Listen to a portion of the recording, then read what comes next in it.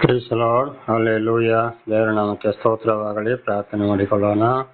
ಸರ್ವ ಸೃಷ್ಟಿಕರ್ತನಾದ ತಂದೆಯ ದೇವರೇ, ಮಗನ ದೇವರೇ, ಪರಿಶುದ್ಧಾತ್ಮನೇ, ನಿಮ್ಮ ನಾಮಕ್ಕೆ ಸ್ತೋತ್ರ ಸ್ವಾಮಿ.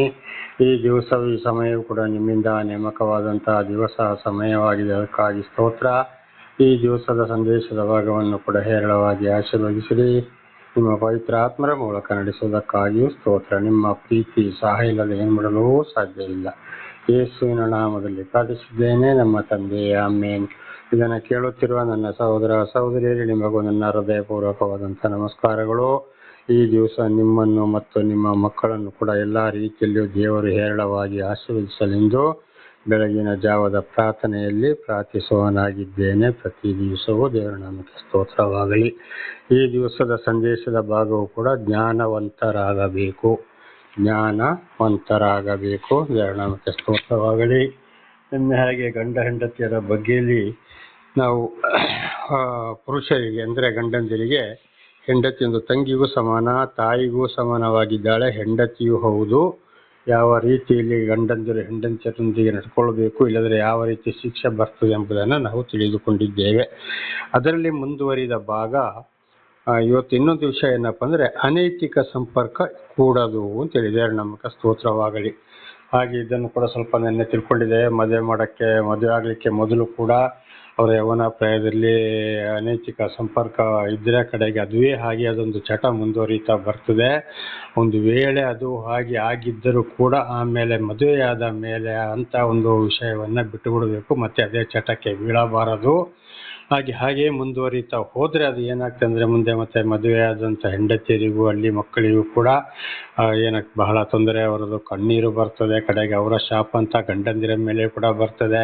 ಕಡೆಗೆ ಈ ಅನೈತಿಕ ಅಂದರೆ ವಿಚಾರದ ಸ್ತ್ರೀಯರಿಗೆ ಅವರು ಏನು ಮಾಡ್ತಾರೆ ಅಂದರೆ, ಅವನ ಹತ್ರ ಇದ್ದ ಒಂದು ಬೆಳ್ಳಿಯ ಬಂಗಾರ ದುಡ್ಡು ಎಲ್ಲ ಖಾಲಿಯಾಗಿ ಕಡೆಗೆ ಇದ್ದ ಮನೆ ಗಿನೆ ಆಸ್ತಿ ಮಾರಿ ಅದನ್ನು ಕೂಡ ಅನೇಕರು ಇತರರ ವೇಶ್ಯರಿಗೆ ಆಗಿ ಅವರು ಕಳೆದುಕೊಳ್ಳುವಂಥದ್ದು ಇದೆ. ಅಷ್ಟೊತ್ತಿಗೆ ಅಲ್ಲಿ ಹೆಂಡತಿ ಮಕ್ಕಳು ಅವ್ರು ಏನಾಗ್ತಾರೆ, ಅವರು ಮಾತನಾಡ್ತಾರೆ, ಜಗಳ ಬರ್ತದೆ, ಬಡದಾಟ ಕೊಲೆ ಕೂಡ ಆಗ್ಬಹುದು. ಕಾರಣ ಈ ವೇಶ್ಯರು ಮತ್ತೆ ಅಂಥವ್ರು ಏನು ಮಾಡ್ತಾರೆ ಅಂದರೆ, ಅನೈತಿಕ ಸಂಪರ್ಕದ ಸ್ತ್ರೀಯರು ಇವನ ಕೈಲಿ ಏನು ಸಿಕ್ಕುವುದಿಲ್ಲ, ಎಲ್ಲ ಖಾಲಿ ಆಯಿತು ಅಂತ ಹೇಳುವಾಗ ಇವನನ್ನು ಬಿಟ್ಟು ಬಿಡ್ತಾರೆ. ಆಮೇಲೆ ಇನ್ನೊಬ್ಬರ ಸಂಘವನ್ನು ಇಟ್ಟುಕೊಳ್ತಾರೆ. ಒಬ್ಬರನ್ನೇ ಇಟ್ಟುಕೊಳ್ಳೋದಲ್ಲ, ಅವ್ರು 4-5 ಜನರ ಗೊತ್ತಿಲ್ಲದ ಹಾಗೆ ಒಬ್ಬೊಬ್ಬರಿಗೆ ಒಂದೊಂದು ಸಮಯವನ್ನು ಕೊಟ್ಟು ಇಟ್ಟುಕೊಳ್ತಾರೆ. ಹಾಗೆ ಇವತ್ತು ಒಬ್ಬೊಬ್ಬರಿಗೆ ಒಂದೊಂದು ಸಿಮ್ಮಲ್ಲಿ ಮಾತಾಡೋಕೆ ಎಷ್ಟೋ ಸಿಮ್ಮುಗಳನ್ನ ಇಟ್ಟುಕೊಳ್ತಾರೆ. ಇದು ನನಗೆ ಗೊತ್ತಿದ್ದಾಗೆ ಭಾಳ ವರ್ಷಗಳ ಹಿಂದೆ ಒಂದು ಮದುವೆಯಾಗದ ಹುಡುಗಿಯ ಕತೆ ಕೂಡ ಇದುವೇ ಆಗಿತ್ತು. ರಾಯಚೂರು ಜಿಲ್ಲೆಯ ಒಂದು ತಾಲೂಕಿನ ಒಂದು ಗ್ರಾಮದಲ್ಲಿ ಅವಳಿಗೆ ಕೂಡ ಬಹಳ ನಾನು ಎಚ್ಚರಿಸಿದ್ದೆ. ಆಮೇಲೆ ಈಗ ಸಂಪರ್ಕನೇ ಇಲ್ಲ, ಏನಾಗಿದ್ದಾರೆ ಅಂತ ಗೊತ್ತಿಲ್ಲ. ಒಬ್ಬೊಬ್ಬರ ಹತ್ರ ಮಾತಾಡ್ತೀವಿ, ಒಂದೊಂದು ಸಿಮ್ಮು ಒಬ್ಬೊಬ್ಬರಿಗೆ ಒಂದೊಂದು ಸಮಯವನ್ನು ದಿವಸವನ್ನು ಕೊಡುವಂಥದ್ದು. ಹಾಗೆ ಈತ ಅನೈತಿಕ ಸಂಪರ್ಕದಿಂದಾಗಿ ಕಡೆಗೆ ಒಂದು ವೇಳೆ ಮದುವೆಗೆ ಮೊದಲು ಹಾಗೆ ಇದ್ದರೂ ಕೂಡ ಆಮೇಲೆ ಮದುವೆ ಆದಮೇಲೆ ಅದರಿಂದ ದೂರ ಆಗಬೇಕು, ಪಶ್ಚಾತ್ತಾಪ ಪಟ್ಟುಕೊಳ್ಳಬೇಕು, ಆ ಒಂದು ಕೆಟ್ಟ ವಿಚಾರಕ್ಕೆ ಇರಬಾರದು. ಇದರಿಂದಾಗಿ ಸರ್ವನಾಶವಾಗುವಂಥದ್ದು. ಹಾಗೆ ಸ್ಟೇಷನ್ಗೆ ಹೋಗ್ಬೋದು, ಕೋರ್ಟಿಗೆ ಹೋಗ್ಬೋದು, ಜೈಲಿಗೆ ಹೋಗ್ಬೋದು, ಕೈಕಾಲು ಮುಚ್ಚಿಕೊಳ್ಬೋದು, ಕೊಲೆ ಕೂಡ ಆಗಬಹುದು. ಇದೆಲ್ಲ ಈ ಸ್ತ್ರೀಯರು ಮಾಡಿಸ್ತಾರೆ. ಅದರಿಂದ ಬಹಳ ಎಚ್ಚರ. ಅನೈತಿಕ ಸಂಪರ್ಕ ಇರಬಾರದು. ದೇವರ ನಾಮಕ್ಕೆ ಸ್ತೋತ್ರವಾಗಲಿ. ಹಾಗೆ ಇನ್ನು ಮುಂದೆ ಈಗ ಹೆಂಡತಿಯರ ಬಗ್ಗೆ ನಾವು ತಿಳಿದುಕೊಳ್ಳುವಂಥದ್ದು. ಇವತ್ತು ಹೆಂಡತಿಯರಿಗೆ ಗಂಡನು ಕೂಡ ಏನಾಗಿದ್ದಾನೆ ಅಂದರೆ, ತಂದೆಗೂ ಸಮಾನನಾಗಿದ್ದಾನೆ. ಗಂಡ ಅಂದರೆ ಪತಿ ಅಂದರೆ ರಕ್ಷಕ. ಮದುವೆಯಾಗಿ ಬಂದ ಮೇಲೆ ತಂದೆಯ ಸ್ಥಾನದಲ್ಲಿ ಇರುವವರು ಯಾರು? ಗಂಡನಾಗಿದ್ದಾನೆ. ದೇವರ ನಾಮಕ್ಕೆ ಸ್ತೋತ್ರವಾಗಲಿ. ಹಾಗೆ ಇವತ್ತು ತಂದೆ ಅಂಥ ಒಂದು ಗೌರವದಿಂದ ಗಂಡಂದಿರನ್ನು ಕಾಣಬೇಕು. ಇವತ್ತು ಅನೇಕ ಸ್ತ್ರೀಯರು ಏನು ಮಾಡ್ತಾ ಇದ್ದಾರೆ, ಮೊದಲಿನ ಕಾಲದಲ್ಲಿ ಬಹಳ ಚೆನ್ನಾಗಿರ್ತಾ ಇದ್ರು. ಗಂಡಂದಿರು ಬಂದು ಮೇಲೆ ಕೂತರೆ ಸ್ತ್ರೀಯರು ಎದುರುಗಡೆ ಅಲ್ಲೇ ಪಕ್ಕದಲ್ಲೇ ಕೂತ್ಕೊಂಡ್ರು ಕೂಡ ಕೆಳಗಡೆ ಕೂತ್ಕೊಳ್ತಾ ಇದ್ರು. ಆದರೆ ಇವತ್ತು ಗಂಡಂದಿರು ನಿಂತುಕೊಳ್ಬೇಕು, ಹೆಂಡತಿಯರು ರಿಮೋಟ್ ಹಿಡ್ಕೊಂಡು ದೊಡ್ಡ ಮೊಬೈಲ್ ಹಿಡ್ಕೊಂಡು ಕುರ್ಚಿ ಮೇಲೆ ಕೂತ್ಕೊಳ್ತಾರೆ. ಅದು ಮಾತ್ರ ಅಲ್ಲ, ಕಾಲು ಮೇಲೆ ಕಾಲು ಹಾಕಿ ಕೂತ್ಕೊಳ್ತಾರೆ. ಗಂಡಂದಿರು ಲೆಕ್ಕಕ್ಕೆ ಇಲ್ಲ. ಒಂದು ಆ ರೀತಿ ಯಾವಾಗಲೂ ಆಗಬಾರದು. ಗಂಡನ್ನು ಒಂದು ತಂದೆ ಸ್ಥಾನದಲ್ಲಿ ಕಾಣಬೇಕು, ಒಳ್ಳೆಯ ಗೌರವದಿಂದ ಕಾಣಬೇಕು. ಅದೇ ದೇವರಿಗೆ ಮೆಚ್ಚುಗೆಯಾದಂಥದ್ದು. ಹಾಗೆ ಆ ರೀತಿ ಆದರೆ ತನಗೆ ಹುಟ್ಟಿದ ಹೆಣ್ಣು ಮಕ್ಕಳು ಕೂಡ ಏನು ಮಾಡ್ತಾರೆ, ಅದೇ ಬುದ್ಧಿಯನ್ನು ಕಳೀತಾರೆ. ಅವರನ್ನು ಮದುವೆ ಮಾಡಿ ಕೊಟ್ಟಾಗ ಅಲ್ಲಿ ಆ ಗೌರವವನ್ನು ತೋರಿಸ್ತಾರೆ. ಅವರು ಮದುವೆಯಾಗಿ ಹೋದಲ್ಲಿ ಕೂಡ ತಂದೆ ತಾಯಿಗೆ ಒಳ್ಳೆಯ ಒಂದು ಹೆಸರು ತರುವವರಾಗಿದ್ದಾರೆ. ಇಲ್ಲೇ ಇದ್ರೆ ತಾಯಿಯ ಬುದ್ಧಿಯನ್ನು ನೋಡಿಕೊಂಡು ಮಕ್ಕಳು ಅದನ್ನಲ್ಲಿ ಅಲ್ಲಿ ಕೂಡ ಅವ್ರು ಮದುವೆ ಮಾಡಿ ಕೊಟ್ಟಲ್ಲಿ ಮಕ್ಕಳಿಗೆ ಅದೇ ಬುದ್ಧಿ ಇರ್ತದೆ. ಆಗ ಅಲ್ಲಿ ಅವರು ಏನು ಹೇಳ್ತಾರೆ, ಅಲ್ಲಿ ಅವರ ಅತ್ತೆ ಮಾವಂದಿರು ಬೇರೆಯವರು, ಅಯ್ಯೋ ಏನಪ್ಪ ಒಂದು ಗಂಡಂದರಿಗೆ ಬೆಲೆ ಕೊಡೋದಿಲ್ಲ, ಬೇರೆ ಗಂಡಸರಿಗೆ ಒಂದು ಗೌರವ ಕೊಡೋದಿಲ್ಲ, ಈ ರೀತಿ ಕೂತ್ಕೊಳ್ತಾರೆ, ಈ ರೀತಿ ಮಾತಾಡ್ತಾರೆ, ಕಾಲ ಮೇಲೆ ಕಾಲಾಗಿ ಕೂತ್ಕೊಳ್ತಾರೆ. ತಂದೆ ತಾಯಿ ಎಂಥ ಬುದ್ಧಿ ಕಳಿಸ್ತಿದ್ದಾರಪ್ಪ ಈ ಮಗಳಿಗೆ, ಅವರು ಎಂಥವರಾಗಿರ್ಬೋದಪ್ಪ, ಅವರು ಕೂಡ ಅಂಥವರೇ ಆಗಿರ್ಬೋದು ಅಂತ ನೋಡಿ. ಮಕ್ಕಳ ವಿಚಾರದಲ್ಲಿ ತಂದೆ ತಾಯಿಗಳ ಗುಣಗಳು ಕೂಡ ಗೊತ್ತಾಗ್ತದೆ. ಅದಕ್ಕೆ ಹೇಳೋದು ಮಕ್ಕಳನ್ನು ಒಳ್ಳೆ ರೀತಿಯಲ್ಲಿ ಬೆಳೆಸಬೇಕು ಅಂತ ಹೇಳುವಂಥದ್ದು. ದೇವರ ಸ್ತೋತ್ರವಾಗಲಿ. ಹಾಗೆ ಈ ರೀತಿ ಆಗಬಾರದು. ಖಂಡಿತವಾಗಿ ತಂದೆಯ ಸ್ಥಾನದಲ್ಲಿ ಅವರನ್ನು ಕಾಣಬೇಕು. ಒಂದು ಇನ್ನೊಂದಾಗಿ ಮೊದಲನ ಕಾಲದಲ್ಲಿ ಗಂಡಂದಿರನ್ನು ನೀವು ಹೋಗಿ ಬನ್ನಿ ಅಂತ ಗೌರವ ಕೊಡ್ತಾ ಇದ್ರು. ಬರ್ತಾ ಏನಾಗ್ತದೆ, ಅಲ್ಲಿ ಹೋಗಲೇ ಬಾರ್ಲೆ, ನೀನಿಂತವಳೆ ಅಂತ ಹೇಳ್ಕೊಂಡು ಎಲ್ಲರ ಮುಂದೆ ಮಾನ ಮರ್ಯಾದೆ ಕಳೆಯುವವರಾಗಿದ್ದಾರೆ. ಎಂಥವರಾದರೂ ಒಳ್ಳೆ ಬುದ್ಧಿವಂತ ಸ್ತ್ರೀಯರಾದರೆ ಗಂಡಂದಿರು ಎಂಥ ತಪ್ಪು ಮಾಡಿದರೂ ಕೂಡ ಗಂಡಂದಿರನ್ನ ಬಿಟ್ಟು ಕೊಡೋದಿಲ್ಲ. ಮನೆ ಒಳಗೇನೆ ಬೈದು ಮಾಡಿ ಜಗಳ ಮಾಡಿ ಬುದ್ಧಿವಂತರಾಗಿ ಹೊರಗಡೆ ಹೋಗೋತ್ತಿಗೆ ಚೆನ್ನಾಗಿರ್ತಾರೆ. ಹೆಂಡತಿಯರು ಗಂಡಂದಿರನ್ನ ಬಿಟ್ಟು ಕೊಡುವುದಿಲ್ಲ. ಆದರೆ ಕೆಲವರು ಹಾಗೆ ಅಲ್ಲ, ಏನು ಮಾಡ್ತಾರೆ ಅಂದರೆ ಅವರಿಗೆ ಬೇರೆ ಅಪರಿಚಿತರೊಂದಿಗೆ ಇವತ್ತು ಹೊರಗಡೆ ಹೋದಲ್ಲಿ ಯಾವ ರೀತಿ ಗಲಿಬಿಲಿ ಇರ್ತಾರೋ ಅದೇ ರೀತಿಯಲ್ಲಿ ಗಂಡಂದಿರಿಗೆ ಹೊರಗಡೆ ಗಲಿಬಿಲಿ ಮಾಡೋರಾಗಿದ್ದಾರೆ. ಇದರಲ್ಲಿ ಕೂಡ ತಂದೆ ತಾಯಿಯ ಒಂದು ಗುಣಗಳು ಇಲ್ಲಿ ಮಕ್ಕಳಲ್ಲಿ ಗೊತ್ತಾಗ್ತದೆ. ಆದ್ದರಿಂದ ಗಂಡ ಹೆಂಡತಿಯರದು ಏನೇ ಇದ್ರೂ ಕೂಡ ಅದು 4 ಗೋಡೆಯ ಮಧ್ಯದಲ್ಲಿರಬೇಕು. ದೇವರ ನಾಮಕ್ಕೆ ಸ್ತೋತ್ರವಾಗಲಿ. ಹಲ್ಲೆಲೂಯಾ. ಹಾಗೆ ಗಂಡನ ಒಂದು ಸ್ಥಾನದಲ್ಲಿ ಕೂಡ ಇದನ್ನು ಕೂಡ ಮೊದಲು ಒಂದು ಸಲ ಈ ವಿಚಾರವನ್ನು ಕೂಡ ಹೇಳಿದ್ದೆ. ಅನೇಕ ಇವತ್ತು ಗಂಡಂದಿರು ನಿಂತುಕೊಳ್ಬೇಕು. ಇನ್ನು ಕೆಲವರು ಏನು ಮಾಡ್ತಾರೆ ಅಂದರೆ, ಏನಾದರೂ ಒಂದು ವ್ಯಾಪಾರಕ್ಕೆ ಮಾರ್ಕೆಟಿಗೆ ಅಲ್ಲಿ ಇಲ್ಲಿಗೆ ಹೋದರೆ ಗಂಡಂದಿರು ಹೆಂಡತಿಯರ ಮುಂದೆ ದೊಡ್ಡ ಐಶ್ವರ್ಯವಂತರ ಹಿಂದೆ ಆಳುಗಳು ಹೋಗ್ತಾರಲ್ಲ, ಆ ರೀತಿ ಹೋಗಬೇಕು. ಹೆಂಡತಿಯರ ಮುಂದೆ ದುಡ್ಡು ಪರ್ಸನ್ನು ಹಿಡ್ಕೊಂಡು ಮುಂದೆ ಹೋಗಬೇಕು. ವ್ಯಾಪಾರ ಮಾಡೋದು, ಮಾತಾಡೋದು, ಗಂಡಂದಿರು ಈ ಬ್ಯಾಗ್ ಹಿಡ್ಕೊಂಡು ಇವರ ಹಿಂದೆ ಇರಬೇಕು. ಅಲ್ಲಿ ಏನು ಗಂಡಂದಿರು ಮಾತಾಡೋಗಿಲ್ಲ, ಕಣ್ಣಿಗೆ ಎಕ್ಕರಿಸಿ ಮಾತಾಡೋದು, ಜೋರು ಮಾತಾಡುವಂಥದ್ದು, ಇದೆಲ್ಲ ಇವತ್ತು ಬಹಳ ನಡೆದು ಹೋಗಿದೆ. ಇದು ದೇವರ ದೃಷ್ಟಿಯಲ್ಲಿ ಬಹಳ ಒಂದು ಪಾಪವಾಗಿದೆ. ಅದಕ್ಕೆ ಹೇಳೋದು, ತಾಯಿಯ ಪಾಪ ಅಳಿದು ಹೋಗದಿರಲಿ. ಇಂಥದನ್ನೇ ಮಗಳು ಕಳ್ಕೊಂಡು ಮದುವೆ ಮಾಡಿ ಕೊಟ್ಟಲ್ಲಿ ಅದೇ ರೀತಿ ನಡೆದ್ರೆ ಅಲ್ಲಿ ಬಡದಾಟ, ಗಂಡನ ಕೈಲಿ ಪೆಟ್ಟು ತಿನ್ನೋದು, ಅತ್ತೆ ಮಾವನ ಕೈಲಿ ಬಯಸಿಕೊಳ್ಳೋದು, ತಂದೆ ತಾಯಿದು ಮಾನ ಮರ್ಯಾದೆ ಹೋಗುವುದಕ್ಕೆ ಕಾರಣ ಈ ತಾಯಂದಿರು ಆಗಿದ್ದಾರೆ. ತಾಯಂದಿರ ಬುದ್ಧಿಯನ್ನೇ. ಅದು ಮಾತ್ರವಲ್ಲ, ಕೆಲವು ಸ್ತ್ರೀಯರು ಏನು ಮಾಡ್ತಾರೆ, ಚಿಕ್ಕದಾಗಿರುವಾಗ ಗಂಡಂದಿರ ಜೊತೆಯಲ್ಲಿ ಚೆನ್ನಾಗಿರ್ತಾರೆ. ಮಕ್ಕಳು ಬೆಳೀತಾ ಬಂದಾಗಿ, ನಿನ್ನ ಅಪ್ಪ ಹಾಗೆ ಮಾಡಿದ, ನಿನ್ನಪ್ಪ ಹೀಗೆ ಮಾಡಿದ, ನನಗೆ ಅಷ್ಟು ಹೊಡೆದ, ಇಷ್ಟು ಹೊಡೆದ, ಅದು ಕೊಡಲಿಲ್ಲ, ಇದು ಕೊಡಲಿಲ್ಲ ಅಂತೇಳಿ ದೊಡ್ಡದಾಗ್ತಾ ಬಂದಾಗೆ ಗಂಡ ಇಲ್ಲದಂಥ ಸಮಯದಲ್ಲಿ ಮಕ್ಕಳಿಗೆ ಕಿವಿ ಊದಿ ಈ ತಂದೆಯ ಮೇಲೆ ಒಂದು ಭಿನ್ನ ಭೇದ ಬರುವ ಹಾಗೆ ಮಾಡ್ತಾರೆ ಮಕ್ಕಳ ಹತ್ರ ಕೆಲವು ತಾಯಂದಿರು. ಆಮೇಲೆ ಆ ಗಂಡಂದಿರ ಏನು ಮಾಡ್ತಾರೆ, ಬಹಳ ಚೆನ್ನಾಗಿ ನಗುತ್ತಾ ಮಾತಾಡ್ತಾರೆ. ಹಿಂದುಗಡೆಯಿಂದ ಈ ರೀತಿ ಚುಚ್ಚುತ್ತಾರೆ. ಇಂಥ ಹೆಂಡತಿಯರು ಇವತ್ತು ಬೇಕಾದಷ್ಟು ಇದ್ದಾರೆ ಲೋಕದಲ್ಲಿ. ದಯವಿಟ್ಟು ಈ ರೀತಿ ಆಗಬಾರದು. ಇದು ಮಕ್ಕಳ ಜೀವನಕ್ಕೂ ಕೂಡ ಒಂದು ಅಡ್ಡಕತ್ತರಿಯಾಗಿದೆ. ಈ ಮಕ್ಕಳಿಂದಾಗಿ ಈ ತಂದೆ ತಾಯಿಯ ಗೌರವ ಕೂಡ ಕಳೆದು ಹೋಗ್ತದೆ. ಅದಕ್ಕೆ ಬಹಳ ಎಚ್ಚರವಾಗಿರಬೇಕು ಹೆಂಡತಿಯರು. ಅದಕ್ಕೆ ಹೇಳಿದ್ದು ಕೀರ್ತನೆ 109ರಲ್ಲಿ, ತಾಯಿಯ ಪಾಪ ಅಳಿದು ಹೋಗದಿರಲಿ ಅಂತ ಹೇಳಿದ್ದು. ಅನೇಕ ಇವತ್ತು ನನ್ನ ಕಣ್ಣಲ್ಲಿ ಕಂಡಿದ್ದೇನೆ. ಆದರೆ ದೇವರೊಂದು ದರ್ಶನವಾದ ಮೇಲೆ ಬರ್ತಾ 31 ವರ್ಷದಲ್ಲಿ, ಅದರಲ್ಲಿ ಇತ್ತೀಚೆಗೆ ಅಂತೂ ಪೂರ್ತಿ ಬರ್ತಾ ಏನು ಬರೆಯಲ್ಪಟ್ಟಿದೆ ಈ ಗ್ರಂಥದಲ್ಲಿ ಎಲ್ಲವೂ ನಡೀತಾ ಇದೆ. ಇಲ್ಲಿ ಕೂಡ ಹೆಂಡತಿಯರು ಅಂದರೆ ಬಹಳ ಎಚ್ಚರ ವಹಿಸಬೇಕು ಮಕ್ಕಳ ಬಗ್ಗೆ. ಮಕ್ಕಳ ಈ ಒಂದು ಪಾಪ ಏನಾಗ್ತದೆ, ಮಕ್ಕಳಲ್ಲಿ ಹೋಗ್ಬಿಡುತ್ತದೆ ಇದು. ಹಾಗೆ ಈಗ ರಕ್ಷಕನು ಹೌದು, ಆಯಿತು. ಇನ್ನೊಂದು ರೀತಿಯ ಸಂಸಾರದ ವಿಚಾರದಲ್ಲಿ ಗಂಡನು ಹೌದು. ದೇವರ ನಾಮಕ್ಕೆ ಸ್ತೋತ್ರವಾಗಲಿ. ಇದನ್ನು ನಾವು ಮೊನ್ನೆ ಕೂಡ ತಿಳಿದುಕೊಂಡಿದ್ದೇವೆ. ಗಂಡಂದಿರ ವಿಷಯದಲ್ಲಿ ಗಂಡು ಹೆಣ್ಣನ್ನು ದೇವರು ಸೃಷ್ಟಿ ಮಾಡಿ ಮಕ್ಕಳ ಸಂತಾನವನ್ನು ಒಂದು ಆಶೀರ್ವಾದ ಮಾಡಿದ್ರು. ಹಾಗೆ ಇವತ್ತೊಂದು ಗಂಡು ಹೆಣ್ಣು ಸೇರಿ ಮಕ್ಕಳನ್ನು ಪಡೆಯುವಂಥದ್ದು. ಆ ರೀತಿಯಲ್ಲಿ ತಂದೆಗೂ ಸಮಾನ, ಇಲ್ಲಿ ಗಂಡನು ಕೂಡ ಸಮಾನವಾಗಿದೆ. ದೇವರ ನಾಮಕ್ಕೆ ಸ್ತೋತ್ರವಾಗಲಿ. ಆದ್ದರಿಂದ ಬಹಳ ಎಚ್ಚರವಾಗಿರಬೇಕು. ಭಾವವಾಗಿರಬೇಕು. ಇನ್ನೊಂದು ರೀತಿಯಲ್ಲಿ ನೋಡುವಾಗ ಹೆಂಡತಿ ಹೇಗೆ ಒಂದು ತಂಗಿಗೆ ಸಮಾನ ಅಂತೇಳಿ ನಾವು ಹಿಂದೆ ನೋಡ್ಕೊಂಡಿದ್ದೇವೆ. ಅದು ಕೂಡ ಬಾಯಲ್ಲಿ ಹೇಳಿದ್ದಲ್ಲ, ಸುಮ್ಮನೆ ಹೇಳೋದಲ್ಲ, ಸರ್ವ ಸೃಷ್ಟಿಕರ್ತನದ ದೇವರು ಬೈಬಲಲ್ಲಿ ಬರೆದಿರುವಂಥ ವಿಷಯ. ಇಲ್ಲಿ ಗಂಡನು ಕೂಡ ಅಣ್ಣನಿಗೆ ಸಮಾನ, ತಂಗಿಗೆ ಸಮಾನ ಅಂತ ಹೇಳಿದ್ರೆ ಗಂಡ ಅಣ್ಣ ಅಲ್ಲ, ಅಣ್ಣನಿಗೆ ಸಮಾನ. ಇದೊಂದು ರೀತಿಯಲ್ಲಿ ಹೇಗೆಪ್ಪ ಅಂದ್ರೆ ವಯಸ್ಸಿಗೆ ದೊಡ್ಡವನು ಅಂತ ಇದರರ್ಥ. ಆಗ ಅಣ್ಣ ತಂಗಿ ಯಾವ ರೀತಿ ಜೀವಿಸ್ತಾರೋ ಅದೇ ರೀತಿಯಲ್ಲಿ ಗಂಡ ಹೆಂಡತಿ ಕೂಡ ಬಹಳ ಪ್ರೀತಿಯಿಂದ ಜೀವಿಸಬೇಕು ಅಂತ ಇದರ ಅರ್ಥ. ಇದನ್ನು ಆದಿಂದ ನಾವು ನೋಡಿದಾಗ ಇಡೀ ಜಗತ್ತಿನಲ್ಲಿ ಇರುವ ಇಡೀ ಎಷ್ಟು 850 ಕೋಟಿ ಒಂದು ಅಂದಾಜು ನಾನು ಹೇಳ್ತಾ ಇದ್ದೀನಿ, ಅದಕ್ಕಿಂತ ಜಾಸ್ತಿ ಇರ್ಬೋದು. ಈ ಜನಸಂಖ್ಯೆ ಎಲ್ಲ ಬರೀ ಒಂದು ಗಂಡು ಹೆಣ್ಣಿನಿಂದ ಉತ್ಪತ್ತಿಯಾದಂಥ ಸಂತಾನ. ಆದಿ ನಮ್ಮ ಒಂದೇ ತಂದೆ ಒಂದೇ ತಾಯಿ, ಆಮೇಲೆ ಜಾತಿ ಮತ ಭೇದ ಬಂತು, ಅದು ಏನೇ ಇರಲಿ. ಅಲ್ಲಿಂದಲೇ ನಾವು ನೋಡ್ತಾ ಬರುವತ್ತಿಗೆ ಪ್ರತಿ ಒಂದು ಹೆಂಡತಿಯು ಗಂಡನಿಗೆ ತಂಗಿಯ ಸಮಾನ, ಗಂಡನು ಹೆಂಡತಿಗೆ ಅಣ್ಣನಿಗೆ ಸಮಾನ. ಯಾಕಂದರೆ ಒಂದೇ ತಂದೆ ತಾಯಿಯ ಮಕ್ಕಳಾಗಿದ್ದೇವೆ. ಇವತ್ತು ಜನಸಂಖ್ಯೆ ತುಂಬಿ ಹೋಗಿದ್ದರಿಂದ ಎಷ್ಟೆಷ್ಟೋ ಜಾತಿಗಳಾಗಿದ್ದರಿಂದ ಎಲ್ಲೆಲ್ಲಿಂದೋ ಮದುವೆ ಹಾಕೊಂಡು ಬರೋದರಿಂದ ಇವತ್ತೇನಾಗಿದೆ, ಗಂಡ ಹೆಂಡತಿ ಗಂಡ ಹೆಂಡತಿ ಗಂಡ ಹೆಂಡತಿ. ನಿಜವಾಗಲೂ ಅಣ್ಣ ತಂಗಿ ತಂಗಿ ಅಣ್ಣನೇ. ದೇವರು ನಮಗೆ ಸ್ತೋತ್ರವಾಗಲಿ. ಹಾಗೆ ಹೆಂಡತಿಯರು ಕೂಡ ಏನಾಗಬೇಕು, ಈ ರೀತಿಯಲ್ಲಿ ಬಹಳ ಎಚ್ಚರವಾಗಿ ಜೀವಿಸಬೇಕು. ಮಕ್ಕಳಿಗೂ ಕೂಡ ಅದೇ ಮಾರ್ಗವನ್ನು ಹೇಳಿ ತೋರಿಸ್ಬೇಕು. ಯಾವಾಗಲೂ ಒಂದು ವೇಳೆ ಗಂಡಂದಿರು ಏನಾದರೂ ಹೊಡೆದ್ರು ಬಡಿದ್ರು ಶಿಕ್ಷೆ ಆದರೂ ಜಗಳ ಆದರೂ ಏನಾದರೂ ಕೂಡ ಮಕ್ಕಳಲ್ಲಿ ತುಟಿ ಬಿಚ್ಚಬಾರ್ದು, ಆ ವಿಷಯವನ್ನು ಎತ್ತಬಾರ್ದು. ಆಗಲೇ ಹೇಳಿದ ಹಾಗೆ ಮಕ್ಕಳಲ್ಲಿ ವಿಷದ ಬೀಜ ಬಿತ್ತಬಾರ್ದು. ಕಡೆಗೆ ತಂದೆ ತಾಯಿಯನ್ನು ಕೆಡಿಸೋದಾಗ್ತದೆ. ತಾಯಿಯ ನಡವಳಿಕೆ ಹೇಗೆ ಇದೆ ಅಂತ ನೋಡಿಕೊಂಡು ಮದುವೆ ಮಾಡಿ ಕೊಟ್ಟರಲ್ಲಿ ಆ ಒಂದು ಹೆಂಡತಿಯವ ಮಗಳಿಗೂ ಕೂಡ ಅದೇ ಪರಿಸ್ಥಿತಿಯಲ್ಲಿ ಗಂಡಂದರೊಂದಿಗೆ ಆಗಲಿ ಒಳ್ಳೆ ಬುದ್ಧಿ ಕಳಿಸಿದ್ರೆ, ಅಯ್ಯೋ ಪರವಾಗಿಲ್ಲಪ್ಪ, ಒಳ್ಳೆ ಹುಡುಗಿ, ತಂದೆ ತಾಯಿ ಒಳ್ಳೆಯವರು, ಒಳ್ಳೆ ಕೆಲಸ ಕಳಿಸಿದ್ದಾರೆ, ಒಳ್ಳೆ ಗೌರವ ಕಳಿಸಿದ್ದಾರೆ ಅಂತ ಹೇಳಿ ತಂದೆ ತಾಯಿ ಕೂಡ ಒಳ್ಳೆ ಮಾತು ಬರ್ತದೆ. ಮಕ್ಕಳಿಗೆ ಕೂಡ ಅಲ್ಲಿ ಮದುವೆ ಮಾಡಿ ಕೊಟ್ಟಲ್ಲಿ ಹೆಣ್ಣು ಮಕ್ಕಳಿಗೆ ಗೌರವ ಸಿಗ್ತದೆ. ಇಲ್ಲದಿದ್ದರೆ ಖಂಡಿತವಾಗಿ ತಂದೆ ತಾಯಿಯ ಗುಣಗಳು ಮಕ್ಕಳಲ್ಲಿ ಗೊತ್ತಾಗ್ತದೆ.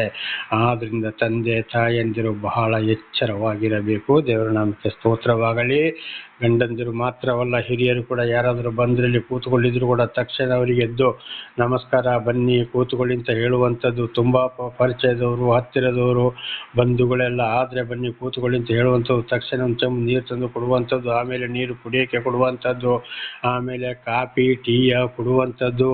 ಎದ್ದು ನಿಂತುಕೊಳ್ಳಬೇಕು. ಅವರ ಮುಂದೆ ಒಂದು ವೇಳೆ ಕೂತ್ಕೊಳ್ಳಿ ಅಂತ ಹೇಳಿದ್ರೆ ಸ್ವಲ್ಪ ದೂರದಲ್ಲಿ ಕೂತ್ಕೊಳ್ಬೇಕು. ಕೂತಲ್ಲಿಂದೆ ಏನು ಅದು ಇದಂತ ಮಾತಾಡೋದು, ಕಾಲ ಮೇಲೆ ಕಾಲು ಹಾಕೊಳ್ಳೋದು, ರಿಮೋಟ್ ನೋಡ್ಕೊಂಡು ಟಿ ವಿ ಕಡೆ ಮೊಬೈಲ್ ಕಡೆ ನೋಡೋದು ಅಲ್ಲ. ಇದು ಕೂಡ ಅಯ್ಯೋ ಹೆಂಡತಿ ಒಬ್ಬ ನೋಡಪ್ಪ ಯಾವ ರೀತಿ ಇದ್ದಾಳೆ ಅಂತ ಹೇಳುವಂಥದ್ದು ಇತರ ಬಾಯಲ್ಲಿ ಬರಬಾರದು.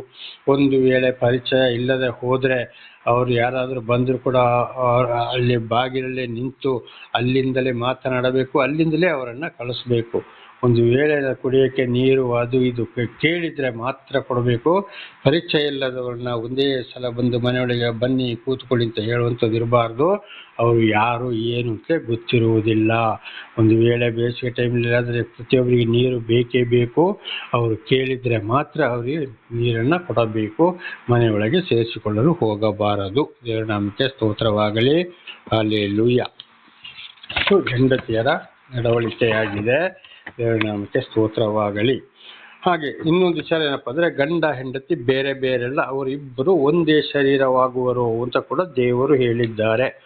ಅವರಿಬ್ಬರು ಒಂದೇ ಶರೀರ. ಮದುವೆ ಆದ ಮೇಲೆ ಏನಾಗಿದೆ, ಮದುವೆ ಆಗಲಿಕ್ಕೆ ಮೊದಲು ಬೇರೆ ಬೇರೆ, ಹೌದು, ಗಂಡ ಇಲ್ಲಿಂದಲೋ ಹೆಂಡತಿಯಿಂದ. ಮದುವೆ ಆದಮೇಲೆ ಅವರು ಏನಾಗಿದ್ದಾರೆ, ಎರಡು ಶರೀರವಲ್ಲ ಒಂದೇ ಶರೀರ. ಹಾಗೆ ಇವತ್ತು ಗಂಡಂದಿರಿಗೆ ಹೆಂಡತಿಯರಿಗೆ ಯಾವ ರೀತಿ ಒಂದು ಶರೀರದಲ್ಲಿ ನೋವಾಗ್ತದೋ ಅದೇ ನೋವು ಗಂಡನಿಗೂ ಕೂಡ ಅಂತ ತಿಳ್ಕೊಳ್ಬೇಕು. ಗಂಡಂದಿರು ಕೂಡ ಅದೇ ರೀತಿ ತಿಳ್ಕೊಳ್ಬೇಕು. ನಾವು ಒಂದೇ ತಂದೆ ತಾಯಿಯ ಮಕ್ಕಳು, ಅಣ್ಣ ತಂಗಿ, ತಂಗಿ ಅಣ್ಣನಿಗೆ ಸಮಾನ ಅಂತ ಹೇಳುವಂಥದ್ದು ನಾವು ತಿಳ್ಕೊಳ್ಬೇಕಾಗ್ತದೆ. ದೇವರ ನಾಮಕ್ಕೆ ಸ್ತೋತ್ರವಾಗಲಿ. ಇದಕ್ಕೆ ಬಹಳ ವರ್ಷದ ಹಿಂದೆ ಒಂದು ಮದುವೆ ಸಮಾರಂಭದಲ್ಲಿ ಒಂದು ಗುರುಗಳು ಒಂದು ವಿಷಯವನ್ನು ಹೇಳಿದರು ಒಬ್ಬರಿಗೆ, ಅಲ್ಲ ಗಂಡ ಹೆಂಡತಿಗೆ ಒಂದು ಉದಾಹರಣೆ ಕೊಟ್ಟು, ಒಂದು ಬಾಳೆಹಣ್ಣು ಉದಾಹರಣೆ. ಇವರು ಮದುವೆ ಆದರು. ಅಲ್ಲಿಂದ ಏನು ಮಾಡಿದರು, ಇವರು ಮಾರ್ಕೆಟಿಗೆ ಹೋಗೋರು. ಮಾರ್ಕೆಟಿಗೆ ಹೋಗಬೇಕಾದ್ರೆ ಯಾರೋ ಬಾಳೆಹಣ್ಣು ತಿಂದುಬಿಟ್ಟು ಸಿಪ್ಪೆ ಬಿಸಾಡಿದ್ದಾರೆ ರೋಡಲ್ಲಿ. ಈ ಹೆಂಡತಿ ಏನು ಮಾಡಿದ್ರು, ಇದನ್ನು ನೋಡದೆ ಸಿಪ್ಪೆಗೆ ಮೆಟ್ಟಿದ್ಲು, ಕಾಲು ಜಾರಿ ಇತ್ತು, ಬಿದ್ಲು. ಅಯ್ಯೋ ಇದು ಯಾರಪ್ಪ ಈ ಸಿಪ್ಪೆ ಹೀಗೆ ತಿಂದು ಬಿಸಾಡಿದಾರಲ್ಲ, ಹೀಗೆ ಆಗಬಾರ್ದಲ್ಲ ಅಂತೇಳಿ ಬಂದು ತಕ್ಷಣ ಹೆಂಡತಿಯನ್ನು ಎತ್ತಿಕೊಂಡು ಕಾಲನ್ನೆಲ್ಲ ಉಜ್ಜಿ ಸರಿ ಮಾಡಿದ. ಆಯ್ತು, ಆ ದಿವಸ ಹಾಗಾಯ್ತು. ಇನ್ನೊಂದು ದಿವಸ ಹೋಗುತ್ತಿಗೆ ಕೂಡ ಏನ್ ಮಾಡಿದ್ಲು, ಬಿದ್ಲು. ಅವತ್ತು ಏನ್ ಮಾಡಿದ್ಲು, ಅವತ್ತು ಕೂಡ ಹಾಗೆ ಮಾಡಿದ್ರೆ ಈ ಬಾಳೆಹಣ್ಣು ಯಾರೋ ಬಿಸಾಡಿದ್ದಾರೆ ಅಂತ ಗೊತ್ತಿಲ್ಲ, ಅವರಿಗೆ ಬಾಯಿಗೆ ಬಂದಾಗೆ ಸಿಕ್ಕಾಪಟ್ಟೆ ಬೈದಂತೆ. ಆಯ್ತು, ಅದು ಹೋಯ್ತು. ಮೂರನೇ ದಿವಸದಲ್ಲಿ ಕೂಡ, ಮೂರನೇ ಸಲ ಹೋಗುವಾಗ ಕೂಡ ಇದೇ ರೀತಿ. ಆಗ ಏನ್ ಮಾಡ್ದ, ಆ ಬಾಳೆಹಣ್ಣು ಬಿಸಾಡಿದವರಿಗೂ ಬೈದ, ಇವಳಿಗೂ ಬೈದ, ಇವಳನ್ನು ಬಿಟ್ಟು ಇವಳನ್ನು ಎಬ್ಬಿಸ್ಲಿಲ್ಲ, ಏನಿಲ್ಲ, ದಾಟಿ ಮುಂದೆ ಹೋದ. ಹಾಗೆ ಆಗಬಾರದು. ಪ್ರತಿಯೊಂದು ಸಹ ಕಷ್ಟಗಳು, ಸಂಕಟಗಳು, ದುಃಖಗಳು ಬಂದಾಗ ಯಾಕೆ ಬಂದು, ಏಕೆ ಬಂತು ವಿಚಾರಿಸಿ ನೋಡಿ ಮಾಡಿ ಪ್ರತಿಯೊಂದು ಸಲವೂ ಕೂಡ ಆ ಕಷ್ಟವನ್ನು ಹಂಚಿಕೊಳ್ಳಬೇಕು, ನೋವಲ್ಲಿ ಭಾಗಿಯಾಗಬೇಕು ಅಂತ ಇದರ ಅರ್ಥ. ಅವರೊಂದು ಬಾಳೆಹಣ್ಣಿನ ಸಿಪ್ಪೆಯ ಒಂದು ಉದಾಹರಣೆಯನ್ನು ಕೊಟ್ಟರು. ಹಾಗೆ ಹೆಂಡತಿಯರು ಕೂಡ ಹಾಗೆ ಗಂಡಂದಿರಿಗೆ ಬರ್ತಾರೆ, ನೋಡ್ತಾರೆ, ನಮಗೆ ನನಗೆ ರಕ್ಷಕನಾಗಿದ್ದಾರೆ ನಮಗೆ ಅಂತೇಳಿ ಆ ರೀತಿ ಯಾವಾಗಲೂ ಹಾಗೆ ಆಗಬಾರ್ದು. ಹೆಂಡತಿಯರಿಗೆ ಕೂಡ ಬಹಳ ಎಚ್ಚರ ಬೇಕು. ಹೋಗುವಾಗಲೂ ಬರುವಾಗಲೂ ಪ್ರತಿಯೊಂದು ವಿಚಾರದಲ್ಲಿ, ಮನೆಯ ಒಂದು ವಿಚಾರದಲ್ಲಿ ಕೂಡ, ಪ್ರತಿಯೊಂದು ಕುಟುಂಬದ ವಿಚಾರದಲ್ಲಿ ಕೂಡ ಹೆಂಡತಿಯರು ಕೂಡ ಬಹಳ ಎಚ್ಚರವಾಗಿರಬೇಕು, ಜ್ಞಾನವಂತರಾಗಬೇಕು. ದೇವರ ನಾಮಕ್ಕೆ ಸ್ತೋತ್ರವಾಗಲಿ. ಮತ್ತು ಅಕ್ಕಪಕ್ಕದ ಮನೆಯಲ್ಲಿ ಕೂತುಕೊಂಡು ಅವರ ಮಾತು ಇವರ ಮಾತು, ಚಾಡಿ ಮಾತು ಹೀಗೆ ಹೇಳೋರು ಕೂತ್ಕೊಂಡು ಮಾತಾಡೋದು ತಪ್ಪಲ್ಲ. ಒಳ್ಳೆ ವಿಷಯ, ಬುದ್ಧಿವಂತಿಕೆ ವಿಷಯ. ಅನೇಕರು ಇವತ್ತು ಏನು ಮಾಡ್ತಾರೆ, ಮನೆ ಇಲ್ಲ ಇದ್ರೆ, ಗಂಡಂದಿರ ಮನೆ ಇಲ್ಲ ಇದ್ರೆ, ಆ ಕಡೆ ಈ ಕಡೆ ಕೆಲಸ ಇಲ್ಲದೆ ಸ್ವಲ್ಪ ಕೆಲಸ ಕಡಿಮೆ ಆದರೆ ಕೂತುಕೊಂಡು ಅವರ ವಿಷಯ ಇವರ ವಿಷಯ, ಅವರ ಬಟ್ಟೆ ವಿಷಯ, ಅವರ ಬ್ಲೌಸ್ ವಿಚಾರ, ಅವರ ಬಳೆ ವಿಚಾರ, ಅವರ ಕೂದಲಿನ ವಿಚಾರ, ಬಣ್ಣದ ವಿಚಾರ, ಅವರು ನಡೆಯೋದು ಹಾಗೆ ಹೀಗೆ, ಅವರ ಚಪ್ಪಲಿ ಆಗಿದೆ, ಚಪ್ಪಲಿ ಹೀಗೆ ಅಂತ ಹೇಳ್ಕೊಂಡು ಮಾತಾಡಿಕೊಂಡು ಮತ್ತೆ ಕಡೆಗೆ ಆ ಕಡೆ ಚಾಡಿ ಹೇಳಿಕೊಂಡು ಜಗಳ ಹಚ್ಚಿ ಹೊಡೆದಾಟ ಬಡದಾಟ ಮಾಡಿಸೋರು ಇದ್ದಾರೆ. ಆದ್ದರಿಂದ ಖಂಡಿತವಾಗಿ ಅಂಥವರ ಸಹವಾಸಕ್ಕಿರಬಾರದು, ದೂರ. ಒಳ್ಳೆ ವಿಷಯಗಳನ್ನ ಮಾತಾಡೋದ್ರಲ್ಲಿ ತಪ್ಪಿಲ್ಲ. ಒಬ್ಬೊಬ್ರು ಕಷ್ಟ ಸಂಕಟ ದುಃಖಗಳನ್ನು ಹಂಚಿಕೊಳ್ಳೋದ್ರಲ್ಲಿ ಕೂಡ ಯಾವುದೇ ತಪ್ಪಿಲ್ಲ. ಇಂಥವರ ಬಗ್ಗೆ ಬಹಳ ಎಚ್ಚರ ಕೂಡ ಇರಬೇಕು. ಇದು ಹೆಂಡತಿಯರಲ್ಲಿ ಬಹಳ ವಿಚಾರ ಬರುವಂಥದ್ದು, ಸ್ತ್ರೀಯರಲ್ಲಿ ದಯವಿಟ್ಟು ಅಂಥ ವಿಚಾರಕ್ಕೆ ಹೋಗಬಾರ್ದು. ಅಂಥವ್ರ ಮಧ್ಯೆ ಜೀವಿಸಬೇಕಾದ್ರೆ ಬಹಳ ಜ್ಞಾನವಂತರಾಗಬೇಕು. ಹಾಗೆ ಈಗ ಇನ್ನೊಂದು ವಿಚಾರ ಏನಪ್ಪ ಅಂದರೆ, ಗಂಡ ಹೆಂಡತಿ ಅದು ಮುಗಿಯಿತು. ಮಕ್ಕಳ ಪೋಷಣೆಯ ಬಗ್ಗೆ ದೇವರ ನಾಮಕ್ಕೆ ಸ್ತೋತ್ರವಾಗಲಿ. ಈಗ ಮದುವೆ ಆಯಿತು, ಗಂಡ ಹೆಂಡತಿಯರ ಬಗ್ಗೆ ಆಯಿತು. ಈಗ ಮಕ್ಕಳ ಪೋಷಣೆ ಬಗ್ಗೆ ಕೂಡ ಅದರಲ್ಲಿ ಸ್ವಲ್ಪ ಬಂತು, ಈಗ ವಿಶೇಷವಾಗಿ ಬರ್ತಾ ಇದೆ. ಯಾಕೆಂದರೆ ಮಕ್ಕಳನ್ನು ಕೊಡುವವರು ದೇವರಾಗಿದ್ದಾರೆ. ನಮ್ಮ ತಂದೆ ತಾಯಿಗೆ ನಾವು ಮಕ್ಕಳಾಗಿದ್ದಾಗ ನಮ್ಮನ್ನು ಕೊಟ್ಟವರು ದೇವರಾಗಿದ್ದಾರೆ. ಇದು ದೇವರ ಒಂದು ಆಶೀರ್ವಾದ ಅಂತೇಳಿ ನಾವು ಬಹಳ ಸಲ, ಈಗ ಸ್ವಲ್ಪ ಹಿಂದೆ ಕೂಡ ಇದನ್ನು ನಾವು ತಿಳಿದುಕೊಂಡಿದ್ದೇವೆ. ಆವಾಗ ಮಕ್ಕಳನ್ನು, ಚಿಕ್ಕ ಮಕ್ಕಳನ್ನು ಯಾವ ರೀತಿಯಪ್ಪ ಅಂದರೆ, ಅವರವರ ವಯಸ್ಸಿಗೆ ತಕ್ಕಾಗಿ, ಚಿಕ್ಕ ಮಗು ಅಂದರೆ ಅದು ಏನು ಗೊತ್ತಿರೋದಿಲ್ಲ, ಅಲ್ಲಿ ಅವರಿಗೆ ಏನು ಬುದ್ಧಿವಾದ ಹೇಳಿದ್ರು ಕೂಡ ಗೊತ್ತಿರೋದಿಲ್ಲ. ಹಾಗೆ ಬೆಳೀತಾ ಬಂದಾಗೆ ಒಂದೊಂದು ಶಬ್ದವು ಅವರ ಬಾಯಲ್ಲಿ ಬರಲು ಪ್ರಾರಂಭವಾಗ್ತದೆ. ಆವಾಗ ಏನಾಗಬೇಕು, ನಾವು ಒಳ್ಳೆ ರೀತಿಯ ಮಾತಾಡೋದು, ಒಳ್ಳೆ ರೀತಿಯಲ್ಲಿ ಮಾತು ಕಳಿಸುವಂಥದ್ದು ಪ್ರಯತ್ನ ಮಾಡಬೇಕು. ದೇವರ ನಾಮಕ್ಕೆ ಸ್ತೋತ್ರವಾಗಲಿ. ಕೆಲವರು ಏನು ಮಾಡ್ತಾರೆ, ಆಗಲೇ ಬೆರಳು ತೋರಿಸೋದು, ಚಿಕ್ಕ ಮಗು, ಅವರು ಕೂಡ ಅದೇ ರೀತಿ ಆಟ ಆಡ್ತಾರೆ. ಆಗ ನಮಗೆ ಕೂಡ ತುಂಬ ಸಂತೋಷವಾಗ್ತದೆ. ಹಾಗೆ ಹೀಗೆ, ಹಾಗೆ ಹೇಳು, ಹೀಗೆ ಹೇಳು, ಕಾಲು ಎತ್ತು, ಕೈ ಎತ್ತು, ಹಾಗೆ ಮಾಡು, ಹೀಗೆ ಮಾಡು ಅಂತ ಹೇಳೋದು, ಹೇಳಿಸೋದು ಜೋರಾಗಿ. ಆಮೇಲೆ ನಗಾಡೋದು, ನೋಡಪ್ಪ ನನ್ನ ಮಗಳು ಹಾಗೆ ಮಾಡ್ದ, ಮಗ ಹೀಗೆ ಮಾಡ್ದ ಅಂತ ಹೇಳ್ಕೊಂಡು. ಕಡೆಗೆ ಬೆಳೀತಾ ಬರ್ತಾ ಏನಾಗ್ತಾರೆ, ಅದೇ ಬುದ್ಧಿಯನ್ನು ಅವರು ಕಳೆಯುತ್ತಾರೆ. ಆ ರೀತಿ ಆಗಲೇಬಾರದು. ಫಸ್ಟ್ನಿಂದಲೇ ಏನು ಮಾಡಬೇಕು, ಅವರಿಗೆ ನಮಸ್ತೆ ಮಾಡೋದು, ಸೆಕೆಂಡ್ ಕೊಡು ಅಂತ ಹೇಳುವಂಥದ್ದು, ನಾನಾ ರೀತಿ ಒಳ್ಳೆ ವಿಚಾರದಲ್ಲಿ ಹೇಳುವಂಥದ್ದು, ಅಥವಾ ದೇವರ ಒಂದೊಂದು ಶಬ್ದವನ್ನು ಹೇಳಿಕೊಡುವಂಥದ್ದು. ಯಾವ ಬೇರೆ ದೇವರ ಸರ್ವ ಸೃಷ್ಟಿಕರ್ತನದ ಅವರವರಿಗೆ ಅದೊಂದು ಗ್ರಂಥಗಳ ಪ್ರಕಾರ ಅಲ್ಲಿ ಹೇಳುವಂಥದ್ದು ಇದಾಗಬೇಕು. ಚಿಕ್ಕ ಮಕ್ಕಳ ಕಡೆಗೆ ಬರ್ತಾ ಜ್ಞಾನದಲ್ಲಿ ಅದನ್ನೇ ಅವರು ಉಪಯೋಗಿಸ್ತಾ ಬರ್ತಾರೆ. ಹಾಗೆ ಚಿಕ್ಕ ಮಕ್ಕಳಾಗಿ ಬಂದಾಗ ಕೂಡ ಅವರ ಕಡೆಗೆ ವಿದ್ಯಾಭ್ಯಾಸದ ಬಗ್ಗೆ ಅಪ್ಪ ಅಮ್ಮ ಅಂಥವ್ರು ಇಂಥವ್ರು ಅಂತ ಹೇಳುವಂಥದ್ದು ಗೌರವದಿಂದ, ಈಗ ನಾವು ಹಿಂದೆ ತಿಳ್ಕೊಂಡ ಹಾಗೆ ಕೂಡ ಹಿರಿಯರಿಗೆ ಯಾವ ರೀತಿ ಗೌರವ ಕೊಡಬೇಕು, ಕಿರಿಯರನ್ನು ಕೂಡ ಗೌರವದಿಂದ ಕಾಣಬೇಕು, ಒಳ್ಳೆ ರೀತಿಯಲ್ಲಿ ಅಂತ ಹೇಳ್ತಾ ಅವರ ವಯಸ್ಸಿಗೆ ತಕ್ಕಂತೆ ಅವರನ್ನು ಬೆಳೆಸ್ತಾ ಬರಬೇಕು. ಆಮೇಲೆ ಯೌವನ ಪ್ರಾಯಕ್ಕೆ ಬರ್ತಾ ಇರುವಾಗಂತೂ ವಿಶೇಷವಾಗಿ ಅವರನ್ನು ಏನು ಮಾಡಬೇಕು, ಬಹಳ ಎಚ್ಚರವಾಗಿ ಅವರಿಗೆ ದೇವರ ಬಗ್ಗೆ ತಿಳಿಸ್ತಾ ಬರಬೇಕು, ಪ್ರಾರ್ಥನೆ ಬಗ್ಗೆ ತಿಳಿಸ್ತಾ ಬರಬೇಕು, ಪ್ರತಿಯೊಂದು ಸೃಷ್ಟಿಯ ಬಗ್ಗೆ ತಿಳಿಸ್ತಾ ಬರಬೇಕು. ಮನೆಯಲ್ಲಿ ಕೆಲಸದ ಬಗ್ಗೆ ಕೂಡ ತಿಳಿಸ್ತಾ ಬರಬೇಕು. ಖರ್ಚು ವೆಚ್ಚಗಳ ಬಗ್ಗೆ ತಿಳಿಸ್ಬೇಕು. ಶರೀರದ ಅಲಂಕಾರದ ಬಗ್ಗೆ ತಿಳಿಸ್ತಾ ಬರಬೇಕು. ಅವರ ವಯಸ್ಸಿಗೆ ತಕ್ಕ ಹಾಗೆ ಬಂದ ಹಾಗೆ. ಆವಾಗ ಅನೇಕರು ಏನು ಮಾಡ್ತಾರೆ, ತಂದೆಯಂದರು ಏನು ಮಾಡ್ತಾರೆ, ಗಂಡು ಮಕ್ಕಳನ್ನು ಕಟ್ಟಿಕೊಂಡು ಜಗಳ ಮಾಡೋದು, ಹೊಡೆದಾಟ ಮಾಡೋದು, ಇದೆಲ್ಲವನ್ನು ಒಬ್ಬೊಬ್ಬರಲ್ಲಿ ಇರ್ತದೆ. ಕಡೆಗೆ ಆ ಮಕ್ಕಳು ಬೆಳೀತಾ ಬಂದಾಗೆ ಆ ಮಕ್ಕಳ ಮುಂದೆ ಇದನ್ನು ಮಾಡಿದರೆ ಆ ಮಕ್ಕಳು ಕೂಡ ಅದನ್ನೇ ಕಳೀತಾರೆ. ಆದ್ದರಿಂದ ಬಹಳ ಎಚ್ಚರ. ನಮ್ಮಲ್ಲಿ ಕೂಡ ದೂರದ ಒಂದು ಸಂಬಂಧಿ, ನಮ್ಮ ಹತ್ತಿರದ ಮನೆಯವರು ಏನು ಮಾಡ್ತಾ ಇದ್ರು, ಆಗಿನ ಕಾಲದಲ್ಲಿ ಅವರು ಹಣವಂತರು, 2 ಮಕ್ಕಳು ಸಾಲ ತಗೊಂಡದವರು ಕಡೆಗೆ ಕೆಲಸಕ್ಕೆ ಕರೆಯುವಾಗ ಬರದಿದ್ರೆ ಹೋಗ್ರೋ, ಹೊಡೀರೋ, ಬಡೀರೋ ಅಂತ ಹೇಳ್ತಾ ಇದ್ರು. ಈ ಮಕ್ಕಳು ಹೋಗಿ ಹೆದರ್ತಾ ಇದ್ರು. ಅವರ ಅಪ್ಪ ಆಗಿನ ಕಾಲದಲ್ಲೇ ಮಾಸ್ಟ್ರು, ದೊಡ್ಡ ಐಶ್ವರ್ಯವಂತರು, ಬೇಕಾದ ಹಣವಂತರು, ಹೋಗಿ ಅವರಿಗೆ ಹೊಡೆಯೋದು, ಬಡಿಯೋದು, ಈ ರೀತಿಯೆಲ್ಲ ಇಡೀ ಊರನ್ನೇ ನಡಗಿಸ್ತಾ ಇದ್ರು. ಕಡೆಗೆ ಬರ್ತಾ ಬರ್ತಾ ಏನಾಯ್ತು, ಅವರವರೇ ಅಣ್ಣ ತಮ್ಮಂದಿರು ಹೊಡ್ಕೊಂಡು ಕತ್ತಿ ತೆಕ್ಕೊಂಡು ಕಿವಿಯನ್ನ ಕತ್ತರಿಸಲಿವರೆಗೆ ಅವರವರೇ ಸರ್ವನಾಶವಾಗುವ ಮಟ್ಟಕ್ಕೆ ತಲುಪ್ತು. ಇದು ಕಾರಣ ಯಾರು? ತಂದೆ ತಾಯಿ ಕಾರಣ. ಅದರಲ್ಲಿ ಈಗ ಹೇಳಿದಂಥ ವಿಚಾರ ವಿಶೇಷವಾಗಿ ತಾಯಿ. ತಂದೆ ಶಾಂತಿ ಸಮಾಧಾನದಲ್ಲಿ ಇರ್ತಿದ್ದ, ಈ ತಾಯಿ ಮಾಡಿದಂಥ 2 ಗಂಡು ಮಕ್ಕಳಲ್ಲೇ ಇದೇ ರೀತಿಯಲ್ಲಿ ನಡೆದು ಬಂತು. ಕಡೆಗೆ ಈಗ ಆಮೇಲೆ ಯಾವಾಗ ದೇವರ ದರ್ಶನ ಆಯಿತು, ಮನೆಯಿಂದ ಹೊರ ಬಂದು ಅಲ್ಲಿಂದ ಏನಾಯ್ತು ಅಂತ ಗೊತ್ತಿಲ್ಲ.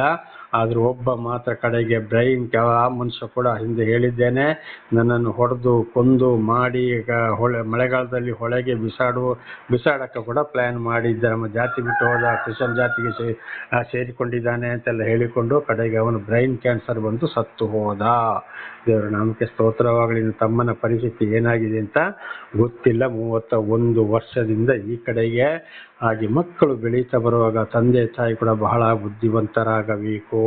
ಅದು ವಿಶೇಷವಾಗಿ ಗಂಡು ಮಕ್ಕಳ ಬಗ್ಗೆ ತಂದೆಯು ಒಂದು ವೇಳೆ ಅಲ್ಲಿ ತಂದೆಯಂದರು ಸರಿಯಾಗದ ಹೋದರೆ ಖಂಡಿತವಾಗಿ ಹೆತ್ತ ತಂದೆಯ ದೋಷಫಲ 3-4 ಮಕ್ಕಳ ತಲೆಮಾರಿಗೆ ಅಂತ ಕಡೆಗೆ ಅದು ಹಾಗೆಯೇ ಬೆಳೆದು ಬರ್ತಾ ಹೋಗ್ತದೆ. ಪಾಪ ಕಡೆಗೆ ಮಗ ಹಾಗೆ ಮಾಡ್ದ, ಮಗ ಹೇಗೆ ಮಾಡ್ದ, ಕೆಟ್ಟವನಾದ, ಅಂಥವನಾದ, ಇಂಥವನಾದ ಅಂತ ಹೇಳಿ ಪ್ರಯೋಜನ ಇಲ್ಲ. ಕಾರಣ ಯಾರು? ಈ ತಂದೆ.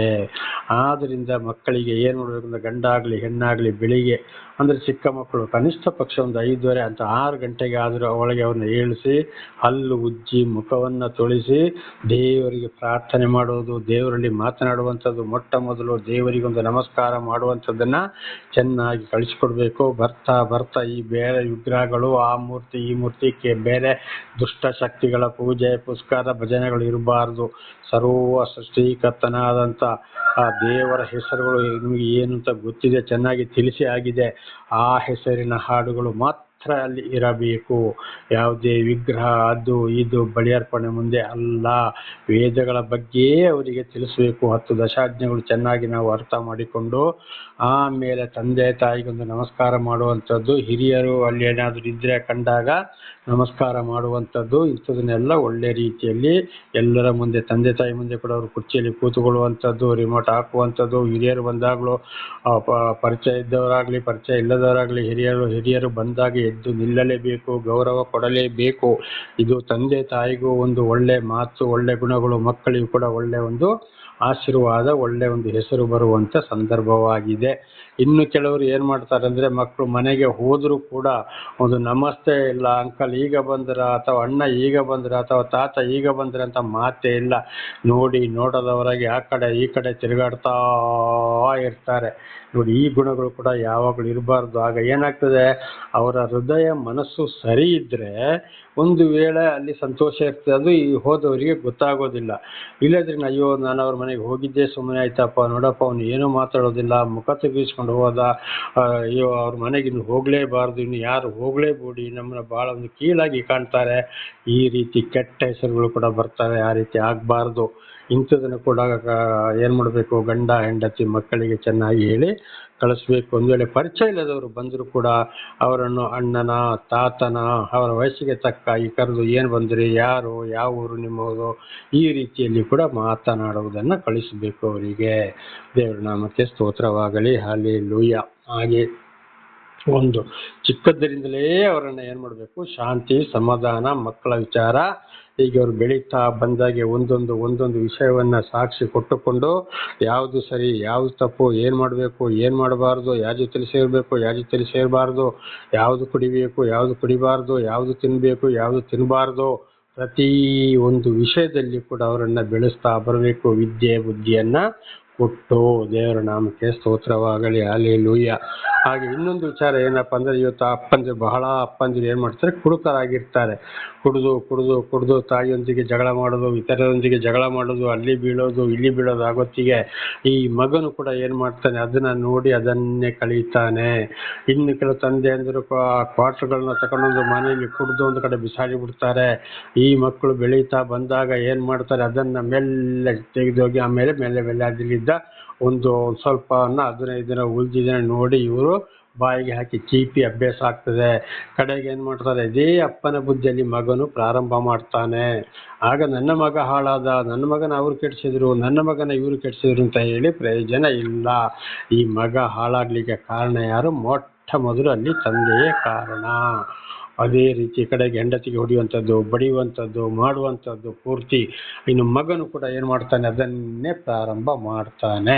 ಆಗ ಮಗ ಕೆಟ್ಟು ಹೋಗ್ಲಿಕ್ಕೆ ಕಾರಣ ಯಾರು? ಈ ತಂದೆಯಾಗ್ತಾನೆ. ಇನ್ನು ಬೀಡಿ ಸಿಗರೇಟುಗಳು ಇದನ್ನು ಕೂಡ ಅವರು ಸೇದೋದು, ಅಲ್ಲಿ ಬಿಸಾಡುವುದು. ಈ ಅನೇಕ ಮಕ್ಕಳು ಏನು ಮಾಡ್ತಾರೆ, ಅದನ್ನೇ ಬಿಸಾಡಿದಂಥ ತುಂಡನ್ನು ತಗೊಂಡು ಹೋಗಿ ಮನೆ ಹಿಂದುಗಡೆ ಸ್ವಲ್ಪ ದೂರ ತಗೊಂಡೋಗಿ ಬೆಂಕಿಪಟ್ಟಣ ತಗೊಂಡೋಗಿ ಅಲ್ಲಿ ಸೇದಿ ಪ್ರಾರಂಭ ಮಾಡ್ತಾರೆ ಅನೇಕ. ಆಗ ಇಲ್ಲಿ ಈ ಮದ್ಯಪಾನ ಮತ್ತು ಈ ಧೂಮಪಾನ ಹೀಗೆ ಕೆಟ್ಟ ಚಟಗಳಿಗೆ ಕಾರಣ ಯಾರು? ಈ ತಂದೆನೇ ಕಾರಣ.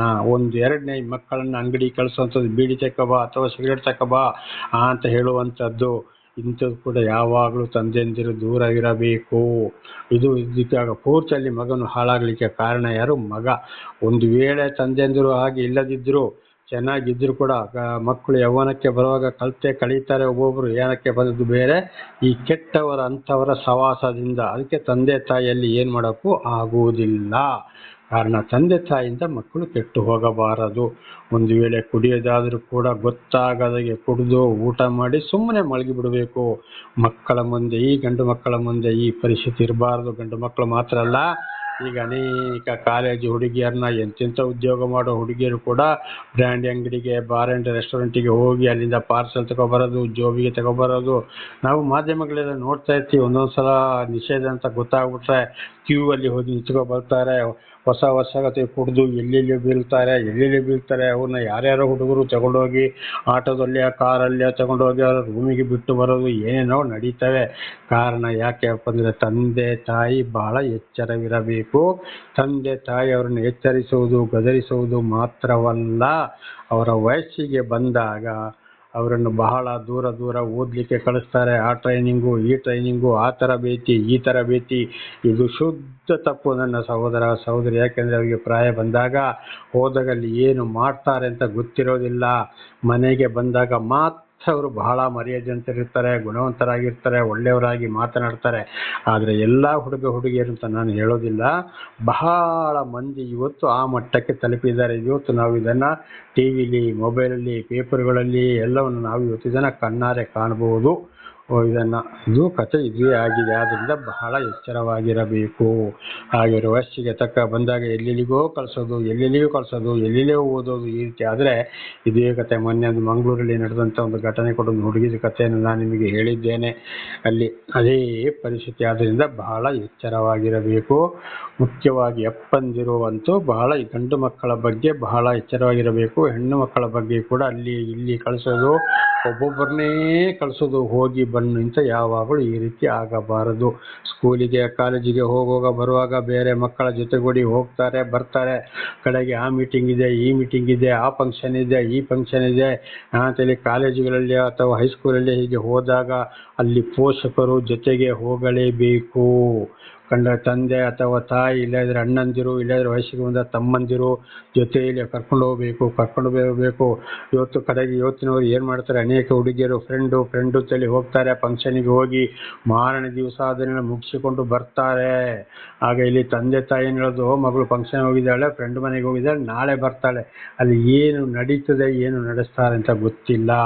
ಆಗ ಇಲ್ಲಿ ಕಾರಣ ಯಾರು? ತಂದೆ ತಾಯಿಯ ಕಾರಣರಾಗ್ತಾರೆ. ಇದರಿಂದ ಬಹಳ ಎಚ್ಚರವಾಗಿರಬೇಕು. ನಾನು ಕೂಡ ಒಂದು ಸಂಸಾರಸ್ಥನಾಗಿ, ನಾನು ಹೆಂಡತಿ ಮಕ್ಕಳೆಲ್ಲ ಇದ್ದವನೇ, ನಾನು ಕೂಡ ಒಂದು ಸಂಸಾರಸ್ಥನಾಗಿ ಅನೇಕನ್ನು ನೋಡಿ ನನ್ನ ಅನುಭವವನ್ನು ತಿಳಿಸ್ತಾ ಇದ್ದೀನಿ. ಎಲ್ರಿಗೂ ಈ ವಿಷಯಗಳು ಗೊತ್ತಿವೆ, ಆದರೆ ಮಕ್ಕಳ ಬಗ್ಗೆ ಬಹಳ ಎಚ್ಚರವಾಗಿರಬೇಕು. ಮುಖ್ಯವಾಗಿ ದೇವರ ಗ್ರಂಥಗಳ ದೇವರ ವಿಷಯವನ್ನು ಕೂಡ ಅವರಿಗೆ ಪ್ರತಿಯೊಂದು ವಿಚಾರದಲ್ಲಿ ತಿಳಿಸ್ತಾ ಬರಬೇಕು. ಅದರಲ್ಲಿ ವಿಶೇಷವಾಗಿ ಮತ್ತೆ ಗಂಡು ಮಕ್ಕಳಿಗೆ ಮಕ್ಕಳು ಏನು ಮಾಡಬೇಕು, ತಂದೆ ಮತ್ತು ತಾಯಿ ಕೂತುಕೊಂಡು ಗಂಡು ಮಕ್ಕಳಿಗೆ ಮುಂದೆ ಬರುವಂಥದ್ದು, ಹೋಗುವಂಥದ್ದು, ಬರುವಂಥ ಶಿಕ್ಷೆ, ನೆರೆಕರೆಗರ ವಿಷಯಗಳು, ಅವರು ಯಾಕೆ ಹೀಗಾದರೂ, ಅವರ ಬುದ್ಧಿ ಏನಾಗಿತ್ತು, ಪ್ರತಿಯೊಂದನ್ನು ಅವರಿಗೆ ಬೋಧನೆ ಮಾಡಲೇಬೇಕು. ವಿಷಯಗಳನ್ನ ಅವರಿಗೆ ಮನದಟ್ಟು ಮಾಡಲೇಬೇಕು. ಸುಮ್ಮನೆ ಕೂತುಕೊಳ್ಳಬಾರದು, ವಯಸ್ಸಿಗೆ ಸರಿಯಾಗಿ. ಅದೇ ರೀತಿ ಹುಡುಗಿಯರಿಗೂ ಕೂಡ ತಂದೆ ತಾಯಿ ಕೂತುಕೊಂಡು ಒಳ್ಳೆ ವಿಚಾರವನ್ನು, ಅದರಲ್ಲಿ ವಿಶೇಷವಾಗಿ ಕೆಲವೊಂದು ವಿಷಯವನ್ನು ತಂದೆಯಂದಿರು ಪ್ರಾಯಕ್ಕೆ ಬಂದ ಹೆಣ್ಣು ಮಕ್ಕಳಿಗೆ ಹೇಳೋಕ್ಕಾಗೋದಿಲ್ಲ, ಅದು ತಾಯಂದಿರು ಅವರಿಗೆ ಬೋಧನೆ ಮಾಡಬೇಕು. ಉದಾಹರಣೆಗೆ ನಮ್ಮ ಇವತ್ತು ಭಾರತ ದೇಶದಲ್ಲಿ ಒಂದು ವರ್ಗದ ಜನರು ಏನು ಮಾಡ್ತಾರೆ, ಗಂಡು ಮಕ್ಕಳಿಗೆ ತಂದೆಯಂದಿರು ಒಳ್ಳೆ ರೂಟನ್ನು ಹೇಳಿಕೊಡ್ತಾರೆ, ಆದ್ದರಿಂದ ಅವರು ಹಾದಿ ತಪ್ಪೋದು ಬಹಳ ಕಡಿಮೆ. ಯೌವನ ಪ್ರಾಯಕ್ಕೆ ಬಂದಾಗ ಏನು ಮಾಡೋಕ್ಕಾಗೋದಿಲ್ಲ, ಬೇರೆ ಕೆಟ್ಟ ಜೊತೆ ಸೇರಿಕೊಂಡು ಏನೇನೋ ಬುದ್ಧಿಗೆ ಹೋಗಿ ಏನೇನೋ ಆಗ್ತಾರೆ, ಅದಕ್ಕೆ ಅವರು ಅನುಭವಿಸ್ತಾರೆ. ಆದರೆ ಇವರು ಅದರದ್ದು ಸಮಯಕ್ಕೆ ಸರಿಯಾಗಿ, ಆ ವಯಸ್ಸಿಗೆ ಸರಿಯಾಗಿ ತಂದೆಯಂದು ಬುದ್ಧಿ ಹೇಳಬೇಕು. ಒಂದು ವರ್ಗದ ಜನರು ಅದನ್ನೇ ಮಾಡ್ತಾ ಇದ್ದಾರೆ. ಅದರಿಂದ ಅವರು ಚೆನ್ನಾಗಿ ದುಡಿದು ತಿಂದು ಅವರ ಜೀವನವನ್ನು ಅವರು ಸಾಗಿಸ್ತಾ ಇದ್ದಾರೆ. ಅದು ಯಾವ ಜನಾಂಗ ಅಂತೇಳಿ ಚೆನ್ನಾಗಿ ಗೊತ್ತಿದೆ. ಅದೇ ರೀತಿ ಹುಡುಗಿಯರಿಗೆ ತಾಯಿಯಂದ್ರೆ ಏನು ಮಾಡ್ತಾರೆ, ಯಾರ ಹತ್ರ ಮಾತಾಡಬೇಕು, ಯಾರ ಹತ್ರ ಮಾತಾಡಬಾರ್ದು, ಎಲ್ಲಿ ನಿಂತುಕೊಳ್ಬೇಕು, ಯಾವ ರೀತಿಯಲ್ಲಿ ಎಚ್ಚರ ಇರಬೇಕು ಅಂತ ತಾಯಿಯಂದಿರು ಹುಡುಗಿಯರನ್ನ ಬಹಳ ಎಚ್ಚರವಾಗಿ ನೋಡ್ತಾರೆ. ಒಂದು ಎರಡನೇವ್ರು ಹೋಗೋದಾದ್ರೆ ಎಲ್ಲ ಜೊತೆ ಮಾಡಿ, ಚಿಕ್ಕ ಮಕ್ಕಳಾದ್ರೆ ಹೋಗ್ಬಿಡ್ತಾರೆ, ದೊಡ್ಡ ಮಕ್ಕಳಾದರೆ ತಂದೆ ತಾಯಿಯಂದಿರು ತಗೊಂಡೋಗಿ ಬಿಟ್ಟು ವಾಪಸ್ ಅವರನ್ನು ಕರ್ಕೊಂಡು ಬರೋದು. ದೂರ ಯಾವುದಕ್ಕಾದ್ರೂ ಹೋಗೋದಾದರೆ ಜೊತೆಯಲ್ಲಿ ಅಣ್ಣ ಅಥವಾ ತಮ್ಮ ಅಥವಾ ತಾಯಿ ಅಥವಾ ತಂದೆ ಹೋಗ್ತಾರೆ. ಆದ್ದರಿಂದ ಇವತ್ತು ಆ ವರ್ಗದ ಹೆಣ್ಣು ಮಕ್ಕಳ ಮೇಲೆ ಇವತ್ತು ಬಹಳ ಚೆನ್ನಾಗಿದೆ. ಬಾಕಿ ಒಂದು ಹೆಣ್ಣು ಮಕ್ಕಳ ವಿಚಾರ ನೋಡಿ, ಸ್ಟೇಷನಲ್ಲಿ ಕೇಸುಗಳು ಎಷ್ಟು, ಕೋರ್ಟುಗಳಲ್ಲಿ ಎಷ್ಟು ಹುಡುಗಿಯರದು ನಾನಾ ರೀತಿ ಪ್ರಪಂಡವಾಗ್ತದೆ ಮಾಧ್ಯಮಗಳ ಮೂಲಕ. ಆ ವರ್ಗದ ಜನರದ್ದು ಕಾಣುವುದಿಲ್ಲ, ಎಲ್ಲಿಯೋ ಒಂದೊಂದು ಅಪರೂಪ. ಕಾರಣ ತಂದೆ ತಾಯಿ ಎಚ್ಚರವಾಗಿದ್ದು ಮಕ್ಕಳನ್ನು ಪೋಷಣೆ ಮಾಡುವಂಥದ್ದು. ಆದ್ದರಿಂದ ತಂದೆ ತಾಯಿಯರು ಬಹಳ ಎಚ್ಚರವಾಗಿರಬೇಕು. ದೇವರ ಸ್ತೋತ್ರ. ಒಂದು ವೇಳೆ ಚಿಕ್ಕ ಮಕ್ಕಳು ಆಯಿತು, ಮಕ್ಕಳಾಗಿ ಬರ್ತಾ ಇರುವಾಗ ಸಾಧಾರಣ ಒಂದು 12, 13, 14, 15 ವರ್ಷದವರೆಗೆ ಅವರು ಮಾತು ಕೇಳದಿದ್ದರೆ, ಒಳ್ಳೊಳ್ಳೆ ಮಾತು ಖಂಡಿತವಾಗಿ ಅವರಿಗೆ ಏನಾಗಬೇಕು, ಚೆನ್ನಾಗಿ ಹೊಡೆದು ಬುದ್ಧಿ ಕಳಿಸಲೇಬೇಕು. ಬೆತ್ತ ಹಿಡಿಯದ ಪಿತ ಆ ಮಕ್ಕಳಿಗೆ ಶತ್ರು ಅಂತ ಎಲ್ಲ ಕಡೆಗೆ ಅವರೇ ತಂದೆ ತಾಯಿಯ ಮೇಲೆ ವಿರುದ್ಧವಾಗಿ ಬರ್ತಾರೆ ಅಂತೇಳಿ ಬರೆಯಲ್ಪಟ್ಟಿದೆ. ಆಯಾ ಸಮಯಕ್ಕೆ ಅವ್ರನ್ನ ಚೆನ್ನಾಗಿ ಹೊಡೆದೇ ಬುದ್ಧಿ ಕಳಿಸ್ಬೇಕು. ಈಗಾಗಲೇ ಹೇಳಿದಾಗ ಒಂದು ವರ್ಗದ ಜನರು ಇಷ್ಟು ಗಂಟೆಗೆ ಏಳಬೇಕು, ಎದ್ದು ನೋಡಿ ಅವರು ಏನು ಮಾಡ್ತಾರೆ, ಅವರ ಒಂದು ವಿದ್ಯಾಭ್ಯಾಸಕ್ಕೆ ಬೆಳಿಗ್ಗೆ ನಾವು ಇವತ್ತು ಪಟ್ಟಣಗಳಲ್ಲಿ ಎಲ್ಲಿಯೋ ನೋಡ್ಬೋದು, ಒಂದು ಹುಡುಗಿಯರು ಒಂದೇ ತಂತಾಯ ಮಕ್ಕಳು ಕೈ ಹಿಡಿದು ಹೋಗ್ತಾರೆ. ಅಲ್ಲಿಂದ ವಿದ್ಯಾಭ್ಯಾಸವನ್ನು ಮುಗಿಸಿ ಬರ್ತಾರೆ, ಆಮೇಲೆ ಸ್ಕೂಲಿಗೆ ಹೋಗ್ತಾರೆ, ಅವರ ಉದ್ಯೋಗಕ್ಕೆ ಹೋಗ್ತಾರೆ. ಎಂಥ ಮಳೆ ಇರಲಿ, ಎಂಥ ಚಳಿ, ಹೇಳದ ಮಾತು ಕೇಳದಿದ್ದರೆ ತಂದೆಂದರು ಚೆನ್ನಾಗಿ ಹೊಡೆದವರನ್ನು ಬುದ್ಧಿ ಕಳಿಸ್ತಾರೆ. ಆ ರೀತಿ ಒಂದು ಗಂಡು ಇರ್ಬೋದು, ಒಂದೇ ಮಗು ಗಂಡಗಲಿ ಹೆಣ್ಣಿರ್ಬೋದು, ಒಬ್ಬರೇ ಅಂತೇಳಿ ಪೋಂತಿದ್ರೆ ಖಂಡಿತವಾಗಿಯೂ ಬಹಳ ಕಷ್ಟ ಇದೆ. ಮುಂದೆ ಆ ಮಕ್ಕಳು ಸರಿದಾರಿಗೆ ಬರೋದು ಕೂಡ ತುಂಬ ಕಷ್ಟ. ಇದು ನಾಳೆಗೂ ಮುಂದುವರಿಯುವುದು. ಪ್ರಾರ್ಥನೆ ಮಾಡಿಕೊಳ್ಳೋಣ. ಸರ್ವ ಸೃಷ್ಟಿಕರ್ತನ ತಂದೆಯ ದೇವರೇ, ಮಗನ ದೇವರೇ, ಪರಿಶುದ್ಧಾತ್ಮನೇ, ನಿಮ್ಮ ನಾಮಕ್ಕೆ ಸ್ತೋತ್ರ ಸ್ವಾಮಿ. ಇವತ್ತಿನ ಒಂದು ಸಂದೇಶವನ್ನು ನನ್ನ ಸಹೋದರಿಗೆ ನೀವು ತಿಳಿಸಿದ್ದೀರಿ, ಅದಕ್ಕಾಗಿ ಸ್ತೋತ್ರ. ಅವರು ಚೆನ್ನಾಗಿ ಅರ್ಥ ಮಾಡಿಕೊಂಡು ಗಂಡ ಹೆಂಡತಿಯರು ಚೆನ್ನಾಗಿ ಜೀವಿಸಿ ಮಕ್ಕಳನ್ನು ಕೂಡ ಯಾವ ಮಾರ್ಗದಲ್ಲಿ ನಡೆಸಬೇಕೆಂಬುದಾಗಿ ತಿಳಿಸಿದ್ದೀರಿ. ಅದೇ ಪ್ರಕಾರ ನಿಮ್ಮ ಮಕ್ಕಳನ್ನು ಅದೇ ರೀತಿ ನಡೆಸಲು ಕೂಡ ವಿಶೇಷವಾದ ಜ್ಞಾನವನ್ನು ಅನುಗ್ರಹಿಸಿ ಅವರೆಲ್ಲರೂ ನಿಮ್ಮಿಂದ ಆಶೀರ್ವಾದವನ್ನು ಹೊಂದಿ ಇತರರಿಗೆ ಸಾಕ್ಷಿಗಳಾಗುವಂತೆ ಮಾರ್ಪಡಿಸಿರಿ. ನಿಮ್ಮ ಪ್ರೀತಿ ಸಹಾಯದ ಯಾರು ಆಶೀರ್ವಾದ ಹೊಂದಲು ಸಾಧ್ಯವಿಲ್ಲ. ನಿಮ್ಮೆಲ್ಲ ಉಪಕಾರಗಳಿಗಾಗಿ ಕೃತಜ್ಞತಾ ವಂದನೆಗಳು. ಯೇಸುವಿನ ನಾಮದಲ್ಲಿ ಪ್ರಾರ್ಥಿಸಿದ್ದೇನೆ, ನಮ್ಮ ತಂದೆಯ ಆಮೆನ್. ಇದನ್ನು ಕೇಳುತ್ತಿರುವ ನನ್ನ ಸಹೋದರಿ, ನಿಮಗೂ ನನ್ನ ಹೃದಯಪೂರ್ವಕವಾದಂಥ ಧನ್ಯವಾದಗಳು.